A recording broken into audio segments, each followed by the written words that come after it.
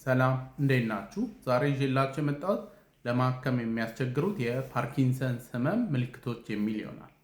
ፓርኪንሰንስ ህመም እንግዲህ ዋና ምልክቶች የሚባሉት አራት ናቸው። የመጀመሪያው እጅ ማንቀጥቀጥ፣ ሁለተኛው ደግሞ ሰውነት ድርቅ ማለት፣ ይሄ ደግሞ ሪጂዲቲ የምንለው ነው። ሶስተኛው ብራዲካይኔዚያ ይባላል። ሲንቀሳቀሱ ቀስ ማለት፣ ሲራመዱ ቀስ እያሉ ነው የሚራመዱ፣ ሲዞሩ ቀስ ብለው ነው የሚዞሩት። አራተኛው ፖስቸራል ኢንስታቢሊቲ፣ ይሄ ደግሞ ባላንስ ማጣት፣ ስለዚህ መንገዳገድ ምናምን ማለት ነው። ግን ፓርኪንሰንስ እነዚህ ብቻ ሳይሆን በጣም ብዙ ምልክት ነው ያለው። አንዳንድ ህመሞች ላይ እንግዲህ በህክምና if you have seen one you have seen them all ይባላል። ምን ማለት ነው?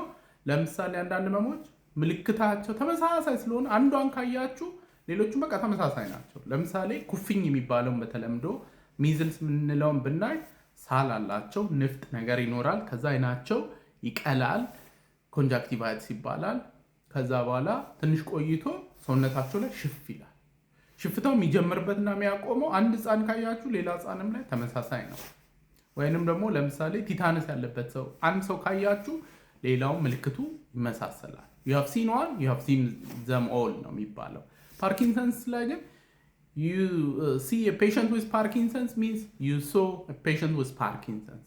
የሌላኛው ፓርኪንሰንስ ህመም ያለበት ህመም መገለጫው ኮምፕሊትሊ የተለያየ ሊሆን ይችላል እና ከዋናዎቹ ምልክቶች ሌላ በጣም ብዙ ምልክቶች አሉት። ዛሬ ከነዛ ምልክቶች ውስጥ ለማከም በጣም የሚያስቸግረውን አንደኛውን ይሆናል። ይህም ሳይኮቲክ ሲምፕተምስ የምንላቸው ነው። እንግዲህ ፓርኪንሰንስ በዋናነት የእንቅስቃሴ ጋር የተያያዘ ኒውሮዲጀነሬቲቭ የሆነ ህመም ነው።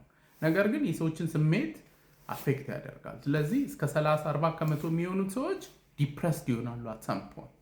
አንዳንዶቹ ሰዎች ሳይኮቲክ ምልክቶች የምንላቸው ድምፅ መሰማት፣ ምስሎች ማየት፣ ከዛ ደግሞ በቃ ሰው የሚከተላቸው ምናምን ይመስላቸዋል።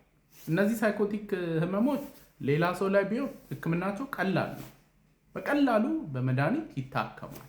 ፓርኪንሰንስ ላይ ግን አስቸጋሪ የሚሆንበት ምክንያት አንደኛው የፓርኪንሰንስ ህመም ማለት አእምሯችን ውስጥ የዶፓሚን መጠን ሲቀንስ ማለት ነው እና ለፓርኪንሰንስ ተብለው የሚሰጡ መድኃኒቶች ዶፓሚን እንዲጨምር ያደርጋሉ እና ዶፓሚን ሲጨምር ግን ድምፅ መሰማት፣ የሌሉ ነገሮች መታየት ምናምን ያመጣል።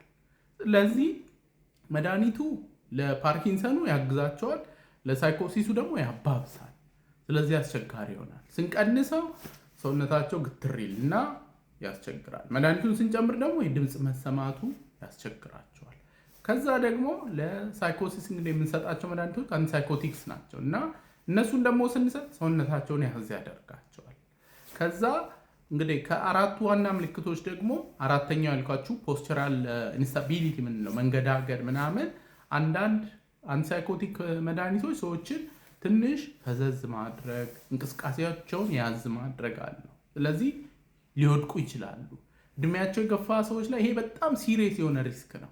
ምክንያቱም ከወደቁ በጣም አስቸጋሪ ነው የሚሆነው። አጥንታቸው የዳሌ አጥንት ሊሰበር ይችላል፣ ጭንቅላታቸውን ከተመታ ደም ሊፈስ ይችላል ወዘተ እና በጣም ጥንቃቄ ያስፈልገዋል።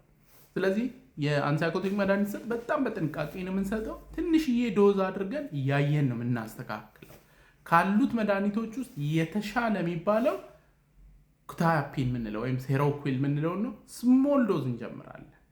ዘቤስት የሚባለው ክሎዛፒን ነው። ግን ክሎዛፒን ነው የራሱ ጣጣ አለው። በየሳምንቱ የደም ምርመራ ያስፈልገዋል። ሌሎች ደግሞ ሳይድ ኢፌክቶች አሉ። እድሜያቸው ለገፉ ሰዎች አስቸጋሪ ነው የሚሆነው እና ፐርሰናሊ የምመርጠው ኩታያፒን የሚባለውን ነው።